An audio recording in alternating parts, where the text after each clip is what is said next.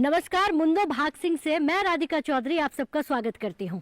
आज हम यहाँ पर बात करेंगे प्राकृतिक खेती की, वो जीरो बजट वाली खेती जो कम लागत ज्यादा मुनाफे में तैयार होती हो। जी हाँ, माननीय प्रधानमंत्री जी का सपना है कि हमारा किसान जो है प्राकृतिक की ओर चले, हमारा किसान जो है ऑर्गेनिक खेती करे।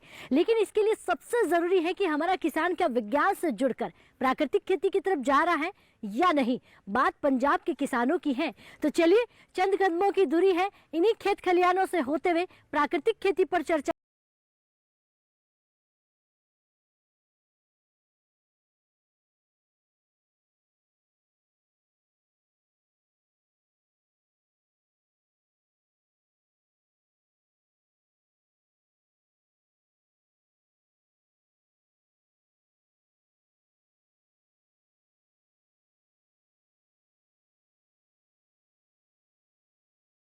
तो आज हमारी जो चौपाल चर्चा है वो पंजाब के मोहाली डिस्ट्रिक्ट से होने वाली है और गांव का नाम है मुंदो भाग सिंह।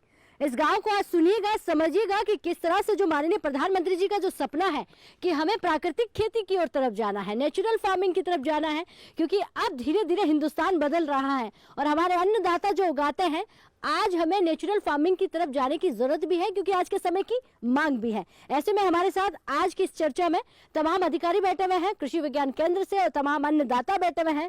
और तस्वीर को देखिए पंजाब से, इस तस्वीर में महिलाएं भी हमारे साथ बैठी हुई नजर आ रही हैं। एक बार जोरदार से तालियां भाई अपने आप के लिए, बहुत स्वागत। और इन तालियों की गड़गड़ाहट के साथ बदलते हुए भारत की तस्वीर को समझ रहे हैं। चलिए, तो सबसे पहले जो है मैं हमारे जो है यहाँ पर कृषि विज्ञान केंद्र के जो हेड हैं उन्हीं से शुरुआत करूंगी। सर खड़े हो जाइए आप। सर नमस्कार, क्या नाम है आपका? मेरा नाम डॉक्टर बलवीर सिंह खद्दा है। मैं यहाँ कृषि विज्ञान केंद्र SAS नगर मोहाली का हेड हूँ। जी जी। और यहाँ देखते हैं आप।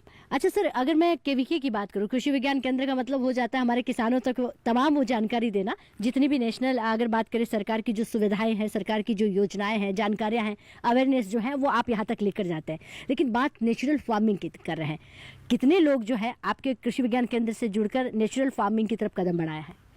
काफ़ी लोग हैं। पिछले 3-4 साल के अंदर अगर हम बात करें तो जो नेचुरल फार्मिंग का जो फंडा आया है उसको देखते हुए कृषि विज्ञान केंद्र के अंदर हमारे एक प्रोजेक्ट भी चल रहा है और फार्मर को हम मोटिवेट कर रहे हैं कि जो केमिकल फार्मिंग है उससे डाइवर्ट होके वो नेचुरल फार्मिंग की तरफ आए, क्योंकि ये आज की आवश्यकता भी है, लोगों की डिमांड भी है। आज हर आदमी चाहता है कि मेरे को केमिकल फ्री खाना मिले, केमिकल फ्री सब्जियां मिले, केमिकल फ्री फ्रूट मिले।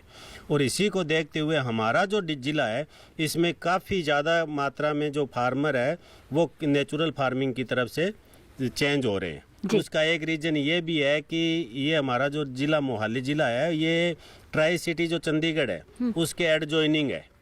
तो यहाँ पे लोगों के अंदर जो हेल्थ से रिलेटेड है वो ज़्यादा कॉन्शियस है, भी हमारे को एकदम नेचुरल चाहिए तो उनको मार्केट के हिसाब से भी मिल जाता है। इस हिसाब से काफ़ी लोग इसकी तरफ डाइवर्ट हुए। जी, आपने कहा कि आपका जो डिस्ट्रिक्ट है, आपका जिला जो है वो नेचुरल फार्मिंग की तरफ जा रहा है और आज के समय की मांग के साथ। लेकिन दूसरा हो जाता है कि जो आप अवेयरनेस प्रोग्राम करवाते हैं, क्या आसान तरीका क्या होता है, आप लोगों तक कैसे पहुंचते हैं? क्योंकि अगर इस पूरे डिस्ट्रिक्ट की बात करूं तो कितने गांव होंगे? नहीं, इस डिस्ट्रिक्ट के अंदर तो मैडम 250-300 गांव है टोटल अगर देखा जाए तो।